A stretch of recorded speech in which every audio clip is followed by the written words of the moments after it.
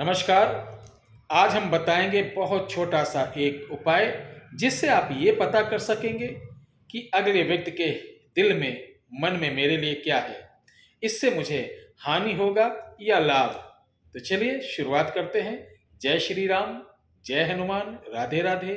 और आप जितने भी दर्शक हैं, आपके माता पिता को मेरी तरफ से चरण स्पर्श।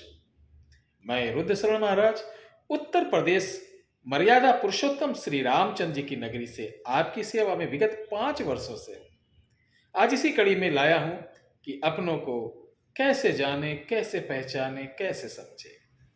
तो चलिए देरी ना करते हुए मैं बताता हूं। इसके लिए सबसे पहले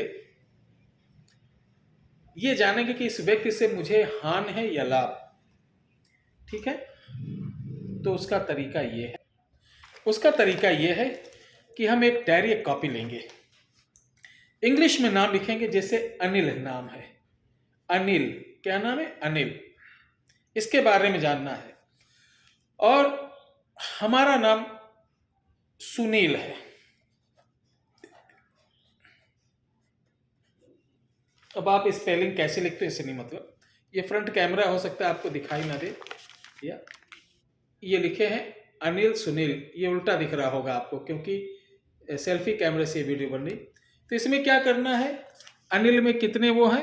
1 2 3 4, यानी 4 अक्षर हैं। सुनील में 1 2 3 4 5, यहाँ 5 हैं। 1 2 3 4 5, और सुनील में, अनिल में 1 2 3 4। अब देखिए, इन दोनों को जोड़ देंगे, 9 हुआ। कितना आया? टोटल मूलांक 9 आया। अब 9 कौन संख्या हुई? विषम संख्या 2 होती हैं, विषम और सम। अगर 8 आता तो सम। तो इसमें बड़ी संख्या किसकी हुई? सुनील की। छोटी संख्या इनकी है। और दोनों की काउंट करने के बाद कितनी आई? 9, यानी विषम संख्या। तो सुनील का 4, इनका 5। तो अनिल को सुनील भैया जो हैं वो लाभ नहीं दे पाएंगे, हानि रहेगा, इनसे नुकसान होगा। और सुनील जो हैं वो स्थिर नहीं रहेंगे, चंचल रहेंगे। इनके जीवन में 3 चक्र, जीवन में बदलाव होगा। समझ गए?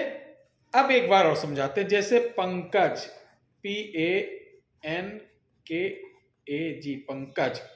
और दूसरा राहुल, RAHUL। राहुल का हुआ R1 A2 H3 U4 L5, यानी इनका 5 हुआ। पंकज का 1 2 3 4 5 6। देखिए पंकज का क्या हुआ? 1 2 3 4 5 6, इनका 6 आया। और राहुल का 5। अब दोनों को किया 11। वाह भाई, 11 आया। ध्यान से सुनना, ये आया 11। ठीक है। और इनके में आया था 9, ये भी विषम संख्या हो गई। लेकिन इसमें एक बड़ी अच्छी बात है, जब भी कोई संख्या मूलांक करने पे बराबर, जैसे 11 22 44 33 66, यानी सेम संख्या मिल जाए तो उन दोनों में तालमेल कुल मिला के ठीक ठाक रहता है। लेकिन राहुल के ऊपर जो पंकज वो भारी पड़ेंगे। भारी मतलब उनसे हानि होगी, वो फायदा कभी नहीं करा पाएंगे, नुकसान ही रहेगा। ये तो रहा लाभ हानि का। अब बताते हैं कि जाने इनके मन में क्या है, ये भी तो जानना। इसका तंत्रोक्त विधान है, जिसके बारे में जानना उसकी एक फोटो लाना है। क्या लेना है? फोटो। चलिए इसको भी थोड़ा सा हम स्केच करके समझा दें। फोटो लेंगे, और फोटो जैसे ये है, फोटो पासपोर्ट साइज फोटो लेना है। ये जैसे फोटो है, फोटो के पीछे साइड पे आपको इस तरीके से गोल गोल 3 तिरछा सर्कल बनाना है। ठीक है। एक में लिखेंगे कंग, का के ऊपर अंक की बिंदी का। दूसरे में लिखेंगे 224, हिंदी में लिखेंगे, इंग्लिश में नहीं, 224। नीचे वाले में लिखेंगे 115। ठीक है, ये फ्रंट कैमरा चल रहा है इसीलिए थोड़ी सी आपको दिक्कत। अब इसको लिखने के बाद ये जो साइड वाला रहेगा यहाँ पर उसका नाम सबसे ऊपर, जैसे रमेश नाम है इस जगह उसका नाम, और इस कॉर्नर पे अपना नाम जैसे दिनेश है। ये लिखकर शनिवार को करना। शनिवार को लिखने के बाद आप अपने, स्त्रियां हो या पुरुष हो, काले कपड़े में बांधकर जहां जैसे पायल बांधी जाती है उसी तरीके अपने पांव पे इसको बांध कर रात को सो जाना। आपको सब कुछ पता चल जाएगा। क्या पता चल जाएगा?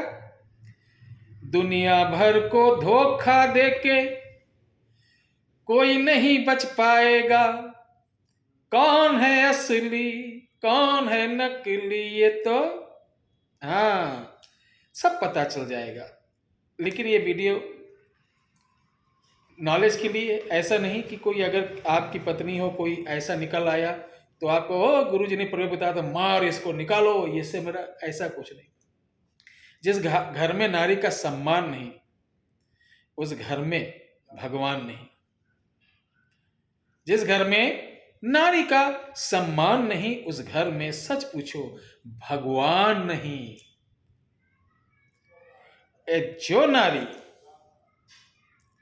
जो नारी करे, ससुराल नहीं होती, ससुराल पियर अलग अलग।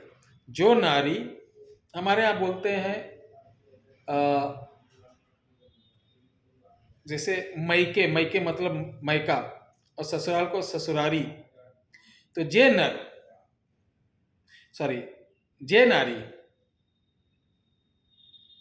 करे ससुरारी, जे नारी करे ससुरारी, खैयस सुबह शाम, खैयस मतलब कलेश, खैयस सुबह शाम, वा को देव न छोड़त है, वा को देव न छोड़त है, माला जपे चाहे सुबह हो शाम। जो नारी अपने ससुराल में अपने पति की इज्जत नहीं करती, अपने सास की इज्जत नहीं करती, अपने देवर की इज्जत नहीं करती, अपने घर वालों की इज्जत नहीं करती, उसको देवता भी क्षमा नहीं करते हैं। अंत में वो पाप की भागिन बनकर नाना प्रकार के रोगों से पीड़ित होकर मृत्यु को प्राप्त करके प्रेत योनि में जाती है। और जिस घर में पत्नियों को मारा जाता, गाली दिया जाता है, पत्नी का कोई दोष ना हो, उनको नाना प्रकार के लांछन लगाए जाते हैं, उस घर में 100% प्रेत दोष रहता है, पितृ दोष रहता है, कुल दोष रहता है, और कहीं ना कहीं से उनके माता पिता के मैके से कोई ब्लड अलग से चला आता है। मेरी बात समझ गए ना?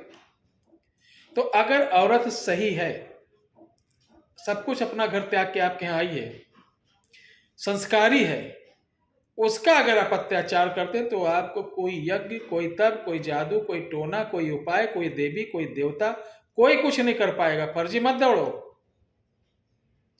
शाम को आओ, सुबह आओ, अपने घर के बच्चों को, अपने माता पिता को, अपनी पत्नियों को खुश रखो।